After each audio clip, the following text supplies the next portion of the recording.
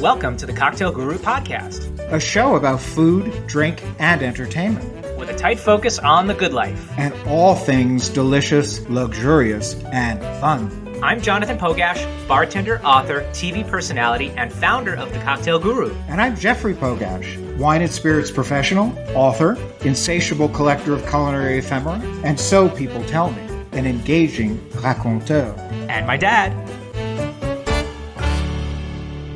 And it looks like you have a little cocktail in front of you. Is that correct? I do have a cocktail in front of me. This is in honor of our next guest. Every time I make a cocktail, I try to connect it to our guest. And nice. when I tell you what it is, you may or may not connect it to our guest, who shall remain nameless for the moment, but it is a whiskey sour marmalade. Whiskey sour marmalade, yeah. Yes, and I learned how to make this by watching one of our next guest's instructive videos. Yes. And it was a great video, as all of his videos are. And I learned a great deal, and I'm going to take a sip now of my whiskey sour marmalade.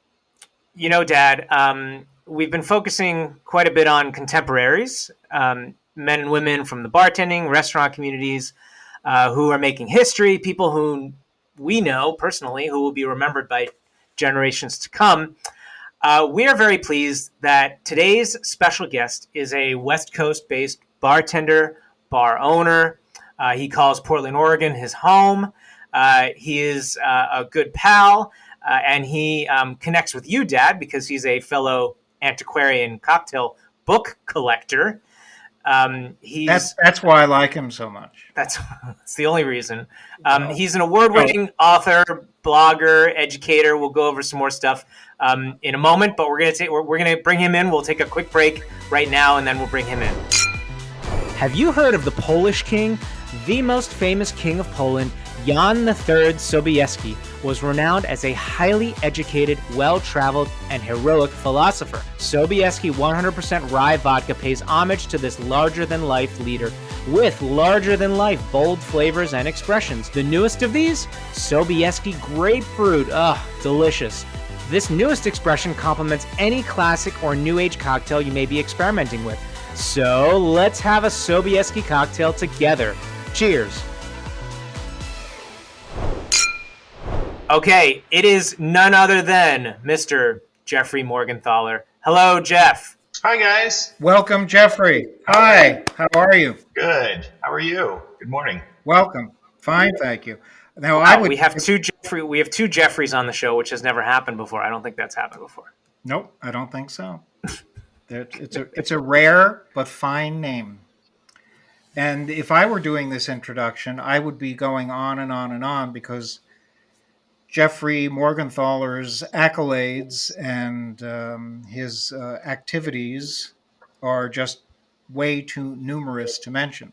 We will end up mentioning them during the course of the podcast, but where do we begin with Jeffrey?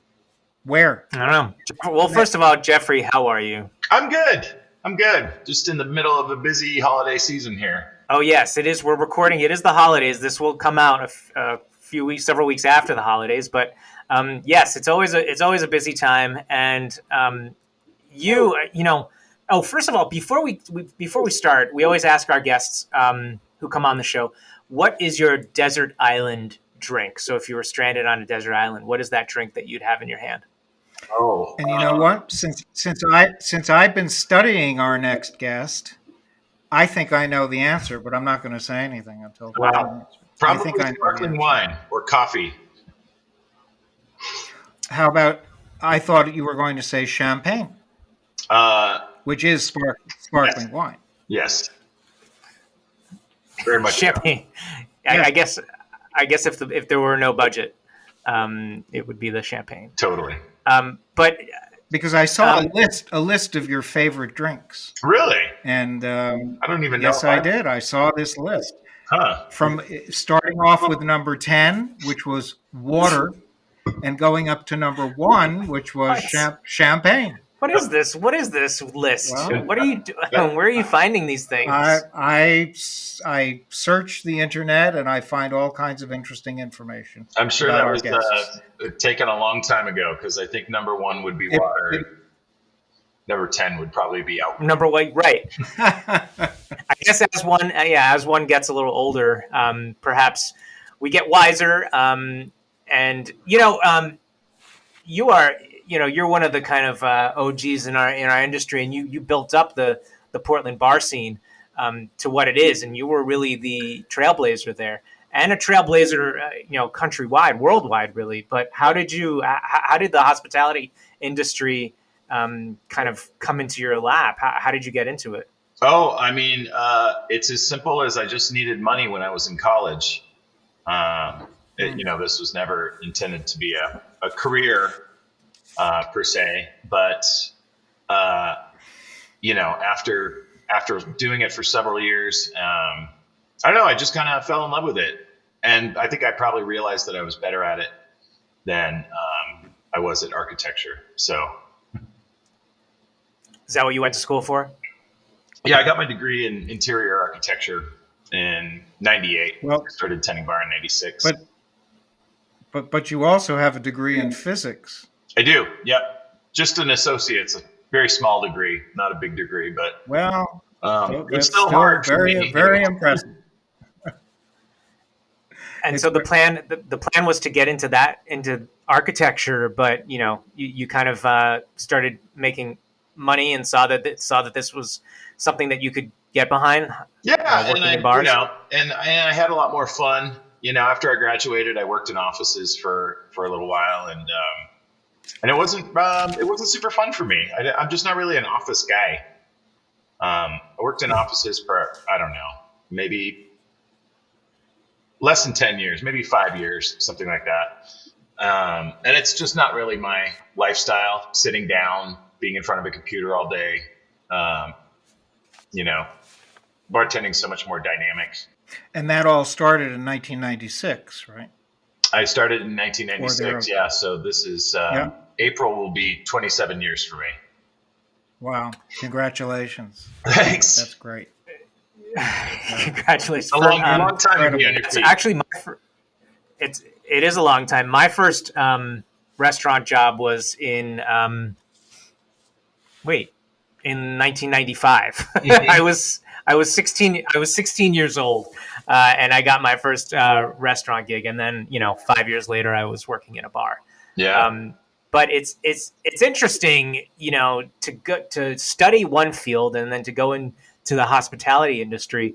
What was that? What was the transition like into the real world, and then working behind the bar, trying to make a living, and just being a person? What do you mean?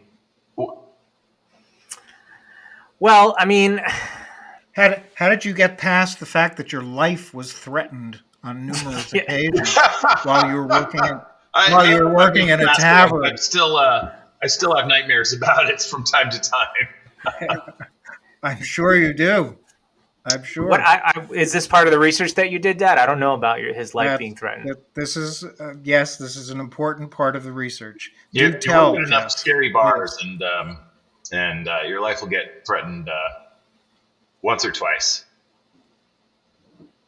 And I worked in some pretty scary bars in those early days. And so you didn't want to continue working in scary bars. What were the other what did you move on to after those scary bars? After I had so many pretty upsetting experiences over the years, I decided that I wanted to move up into fine dining if I was going to stick with bartending. And I had a feeling I was going to stick with bartending. So I knew I wanted to kind of move up into like a better class of bar. And so I did. I kind of got out of the dive bars and into some, clubs. And from there, I moved into kind of fancier kind of restaurants and, just kind of worked my way up the ladder, kind of piece by piece, place by place over the years. just to try to escape that. You can't. It's not super sustainable, at least not for somebody like me. I'm a little sensitive to be in a scary bar night after night. I don't blame you. Yeah. And then finally, you found your way to Clyde Common. I did.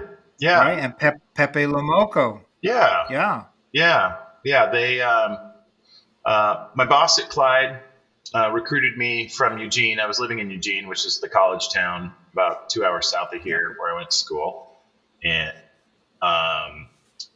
And yeah, I got recruited to come up and manage the bar at Clyde Common, which had been open for a year and a half. Had already had 3 bar managers during that time. So I moved up here. My first day was January 2nd, 2009. And I was there for 12 or so years until the pandemic closed us. Mm. And was Pepe Lomoco a sister bar? Yeah. We opened Pepe in the same building in 2014. We'd been talking about it for a long time. There was a space that was just kind of sitting unused for a number of years, and we decided to remodel it and turn it into a cocktail bar, kind of the antithesis of Clyde, which was like a big, loud, crazy downtown gastropub. Pepe was a dark, quiet, small, intimate basement cocktail bar. And then, what I'd love to chat about is the inspiration that you've given to so many bartenders, young bartenders, vis-a-vis your books and your traveling and your seminars. So the bar book, Elements of Cocktail Technique, which was put out in 2014, is a really interesting book that is quite detailed and goes over many different techniques that young bartenders, seasoned bartenders would see as being useful. What was the inspiration, the impetus behind that book, and the message that you wanted to send out to people? Well, I had been writing about technique on my website for a number of years at that point. I started my website I started writing about cocktails on my website roughly 2004, something like that, coming up on 20 years ago. So I've been writing about different techniques and kind of hacks, stuff that appealed to me as a working bartender, still does, rather than just drink recipes or drink history. History's covered by people that are much smarter than I am, and I find recipes just to be kind of boring. But I started sharing, just how I do things with my hands. Because, I came up bartending in a really small town kind of before the internet. And you couldn't just walk down to Death and Company or pick up grab a YouTube video of people around the world. Right. I had to learn from books, and I had to learn from people in the kitchen, and I had to kind of scrap together a whole bunch of different resources to teach myself, everything that I wanted to learn. So I wanted to really pay that back by sharing what I've learned with other people in especially in smaller markets that, like I said, kind of don't have the opportunity to walk down the street to a famous cocktail bar and sit there and, watch and learn and talk. And I'm just really happy that it's been so well received by people, Well, I mean, that's really what it is. It's Jeffrey Morgenthaler hacks. That's the majority of it, and and you're definitely known for that. And people even coined the term the Jeffrey Morgenthaler method, which tell us, what is the Jeffrey Morgenthaler method? I don't know. It's usually just the easiest, cheapest, fastest, least bullshitty way of doing something, I think. Right. But it's innovation. I mean, it's when you look at some of these hacks, you're like, Well, that makes complete sense, but Jeffrey is the one who is conceptualizing it on paper and actually writing it down and sharing it. So, well, I've never worked in super fancy places with big budgets. I've never worked in a big corporate place. I've never had access to like all this crazy equipment, these centrifuges and right. Roto or Vap distiller, Roto all Vap, this kind of stuff. Yeah. And so, when you want to make really great drinks and somewhat, I won't say groundbreaking, but just, something that's just a little bit beyond, your gin and tonic or basic like margarita or whatever. If you want to do something a little trickier, and you don't have an unlimited supply of money behind you, you just get creative. And you did something extremely creative and innovative, something that a lot of people know, at least one person thought was kind of crazy for you to do because it was well ahead of its time. And that is barrel-aged cocktails. Yeah. You were like the first person in Portland, maybe even the West Coast, to do barrel-aged in the U.S. Maybe in the U.S. It turns out,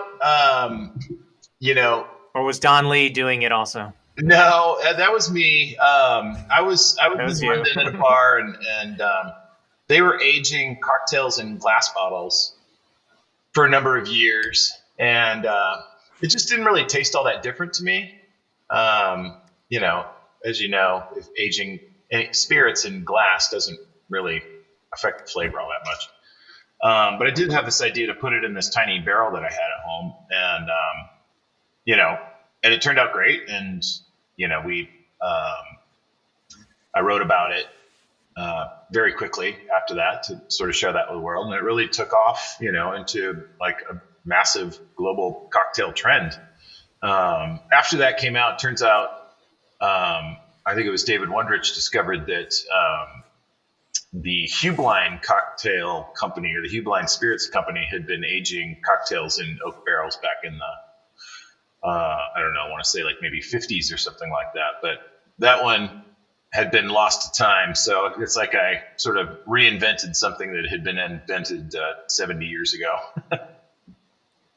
You did. I mean, it really it was a phenomenon, and it was the hot trend, of I don't know 2010 to 2000. I mean, still today, not as much as it was back then. I think it got taken over by smoked cocktails, and then you keep having the next thing coming about. But I want to talk more about some of your hacks in just a quick second. We'll take a quick break. Okay. Hey everyone, Jonathan here. If you're into swag as much as we are, then look no further than our Cocktail Guru shop. The items in our store have been personally chosen, handpicked with care by me, I'm Jonathan, and my team of Cocktail Gurus. A water bottle with a stainless steel straw? Yep. T-shirts? Hoodies? Snapback hats? Signed copies of Mr. Boston Bartender's Guide?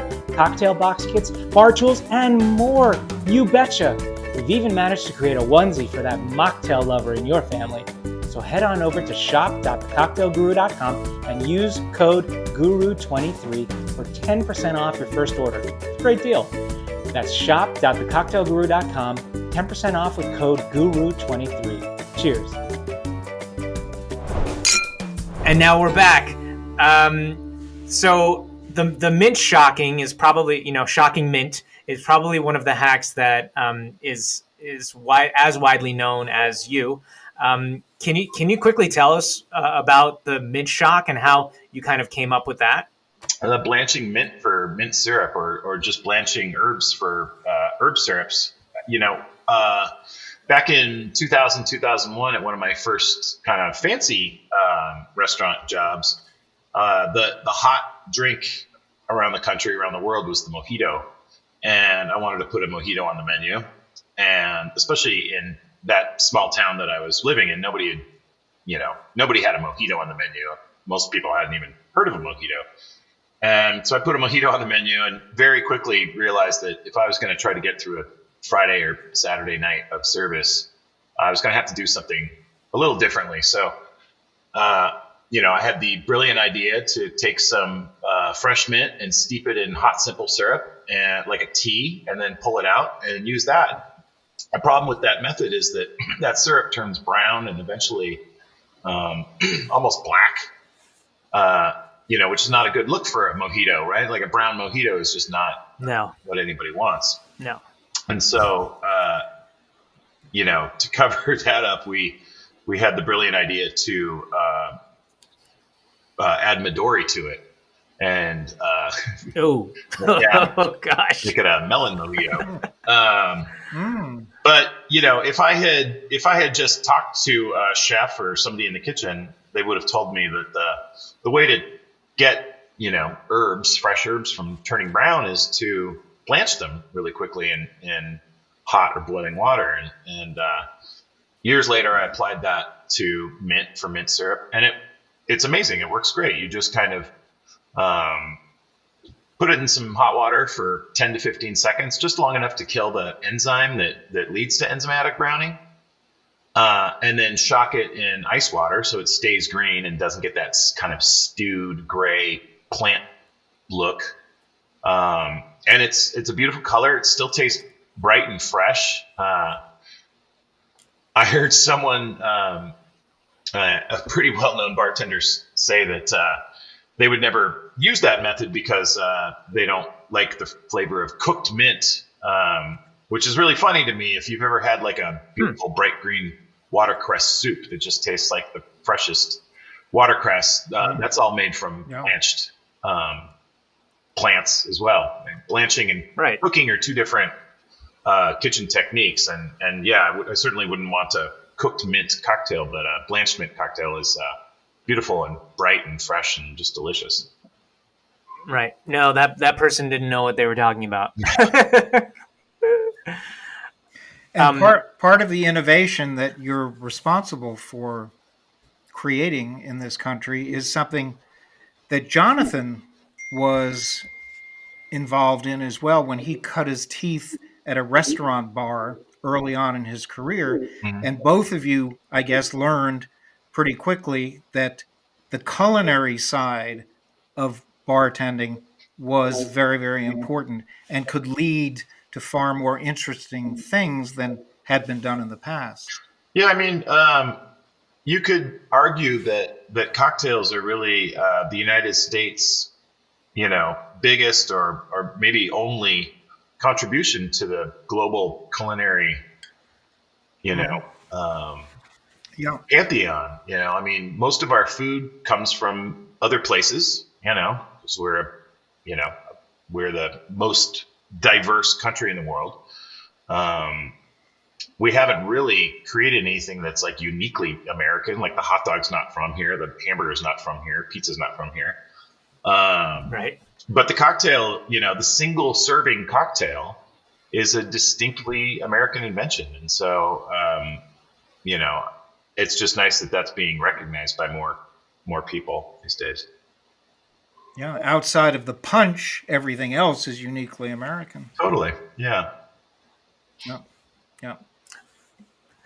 I love that. And then, so what is another Jeffrey Morgenthaler hack that you think is just amazing? Maybe it's something recent that I saw a post that you did of a peeler and using a potato peeler as opposed to a citrus peeler.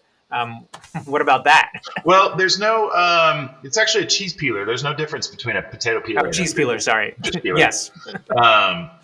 That was something that someone mentioned to me, and I thought was so brilliant that I shared it on my website. Using a cheese peeler to peel citrus for twists is just so much more brilliant. You get a thicker peel, so it's a little more structurally sound.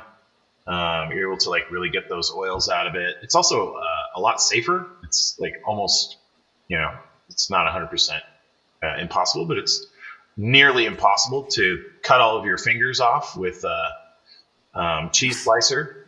Certainly with the potato vegetable peeler, the Y peeler that people use for round vegetables and citrus, is very dangerous. I've taken off many fingertips. One of them put me in the emergency room and took me out of bartending for about a week. It was so gory.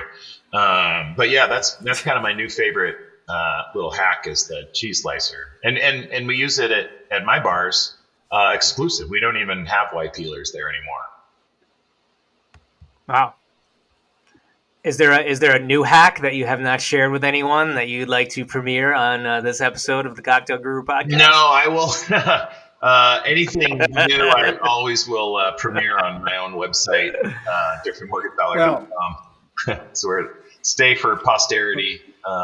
Wish I had something new to tell you, but there is a new topic that we have to discuss because it's very important. It's the one you created in June of this year, 2022, the Pacific Standard lobby bar in the Kex Hotel. Yes. Yeah. Yeah, that's very exciting. Very exciting, yeah. After a long break, not doing really much of anything behind the bar, since there were no bars to stand behind, really. We opened Pacific Standard in June of this year. It is a 150-seat lobby bar. Big beast of an animal. We're open 7 days a week, 365 days a year from 3 to midnight. Huge project. We also have a rooftop bar called the Sunset Room. It's open seasonally in the same hotel. And then we're opening our second location of Pacific Standard in Salem, which is the state capital, here in a few months. Wow. Congratulations. Thank That's you. Really exciting. And you serve drinks, of course. I saw the bar cocktail list. It was incredible. It was mouth-watering. But you also serve food there too, do you not? Yeah, Oregon bars are required to serve food. Yeah, that I like that idea. I do too, actually. I always kind of forget about it when I go to other bars in other cities that you can't just get a delicious bite to eat. It always comes a little too late. Yep. But yeah, we are not a restaurant, but people do tend to use us as a restaurant. We have, small plates and large plates. And, if I do say so myself, the food's really good. I've been an avid cook for most of my life, and it was really exciting to get to put together a food menu as well as a cocktail menu. Well, I remember there was a bar that Jonathan worked in. It no longer exists, but it was a great bar, and they refused to serve food. They did not. They were not required to, and they didn't. Said I had to go. I wanted to go because Jonathan was working there, but even before that, I decided to go there long before Jonathan ever set foot in this particular bar. And when I realized they didn't serve food, I started bringing my own cashews to the bar, and I would munch my cashews while I was drinking, and several of the waitresses looked at me askance, and eventually they said, well, we could get into trouble for letting you, sit there and eat. And I said, well, I cannot drink without eating. I just can't do it. Wait, which place was this? In Grand Central Station. Oh, yeah, but they've started serving food, and maybe that was because of you. I think it's because of me, because I was going in there for years complaining about the fact there was no food, and eventually they did start serving small plates. Yeah, so I need my food with cocktails, definitely. Yeah, I think food and drink, they're meant to go together, right? Yep, food and drink, exactly. Now the other project that you were involved in, which is recent as well, is canned cocktails. Yeah. Ninkasi Canned Cocktails. Oh yeah. By Jeffrey Morgenthaler. Yeah. That was really exciting. My friends at Ninkasi Brewery down in Eugene, who I've known for 25 or so years, approached me during the pandemic about partnering on a collab to do canned cocktails. So, I would, I would come to life with their very large format microbrewery, complete with canning line, etc. And so in January of this year, we launched, after working on them pretty much all of last year, we launched our Ninkasi Canned Cocktails, and we're up to 6 flavors now, which is really exciting. Wow. Yeah, it's 4 spirit base and 2 malt base. Since here in Oregon, we can't sell spirit based canned cocktails in grocery stores. We can with malt base. So we've got 2 malt base that are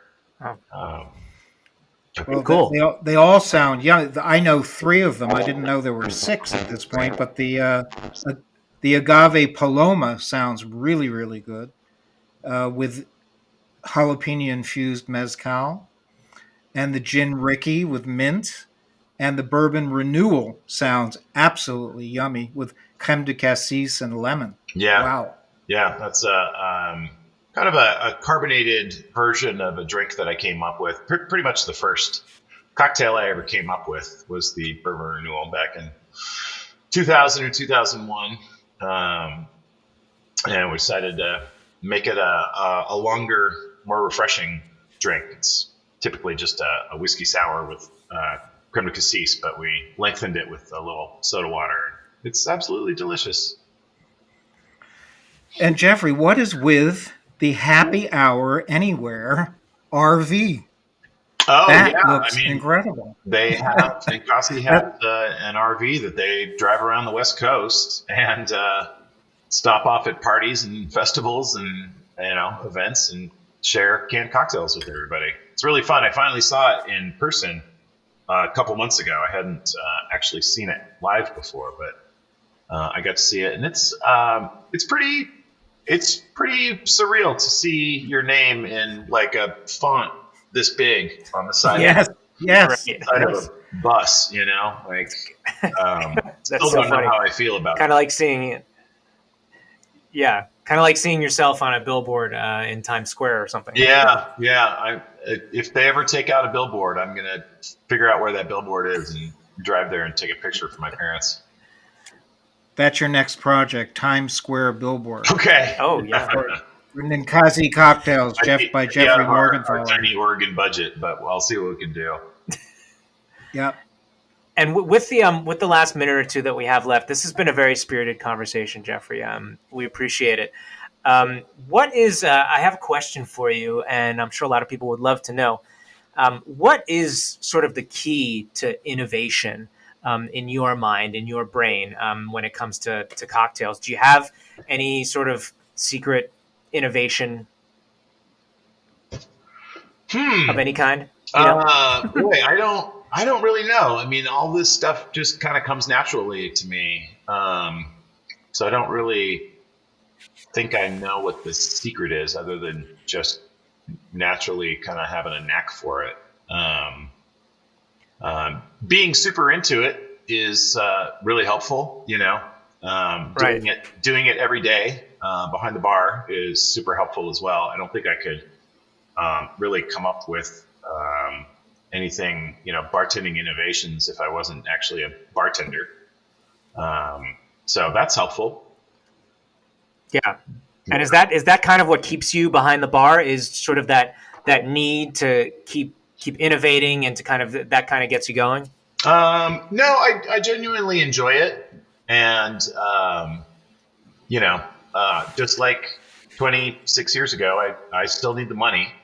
So that's really what keeps me behind the bar. I'm not on a lifelong quest for innovation. It's not really what it is that I do. I enjoy it, and when I come up with something that I think would be helpful to people, I share it on my website. So that's really what I do. Awesome. Well, I'm not finished here, John. Oh, okay. We're not departing just yet, because there are a number of things I have to say in keeping with our theme of interviewing the most influential and historical members of our industry. I wanted everyone to know that Playboy named Jeffrey one of the top 10 most influential mixologists of the past decade. Drinks International named him the 9th most influential bartender in the world. And Thrillist named him one of the 15 most influential bartenders of the past 100 years. Now, if that isn't history, I don't know what is. Pretty crazy. It's incredible. So that's one of the reasons why we are interviewing, because we love him so much too, Jeffrey Morgenthaler, because he will go down in history. It's true. Thank you so much, Jeffrey, for gracing us with your presence. This has been an amazing conversation.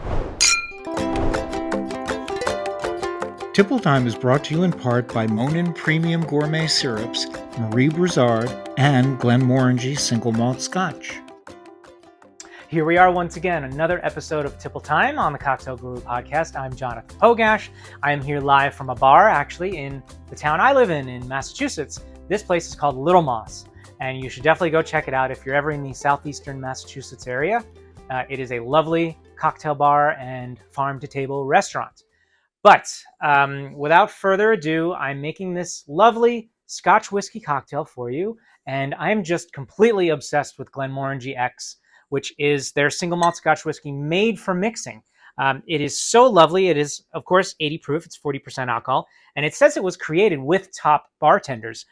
So that's wonderful. And I think that that's so great that they were able to do that. I've been using Glenmorangie for many, many years, for more than a decade in cocktails. So now we're going to get most people on board with using Scotch whiskey, specifically Glenmorangie, in cocktails. But let's go ahead and make this shaken cocktail. This is a variation on a daisy. I call it my winter daisy. So we're using this Glenmo X. See how I shortened Glenmorangie? That's what we say in the trade, Glenmo.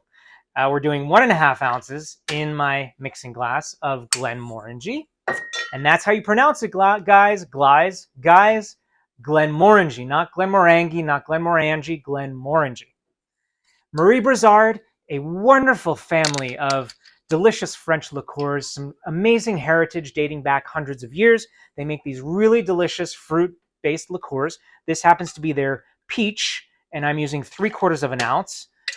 So this uses ingredients. Well, peach is not a winter ingredient, but this is reminiscent of summertime. It's also reminiscent of the seasons we're in now. Really, it's an all year round kind of drink. And now I'm using Monin Hot Honey, which is a blend of honey and jalapeno.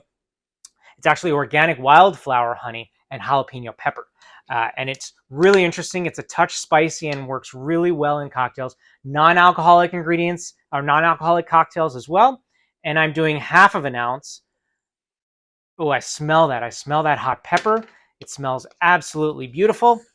And to balance out the sweetness and the fruit flavors, I've got some freshly squeezed lemon juice. And we're doing 3/4 ounce of freshly squeezed lemon juice. And now the ice.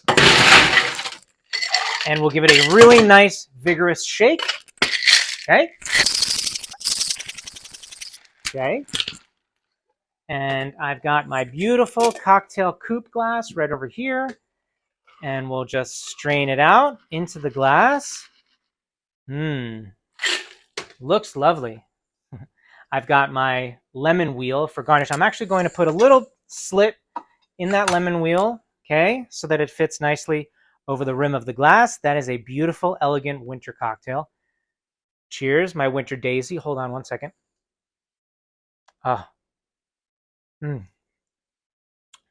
Oh yeah, just a touch of spice, and that works so well with the Marie Brizard Peach, the Monin Hot Honey. Man, that hot honey, I want to pour it over fried chicken. That's what this makes me think of. Hot honey fried chicken. Would work really well with food, and Glenmorangie works really well with food. Well, cheers everyone. Tipple Time. I'm Jonathan. Take care. Tipple Time is brought to you in part by Marie Brizard, Glenmorangie Single Malt Scotch, and Monin Hot Honey.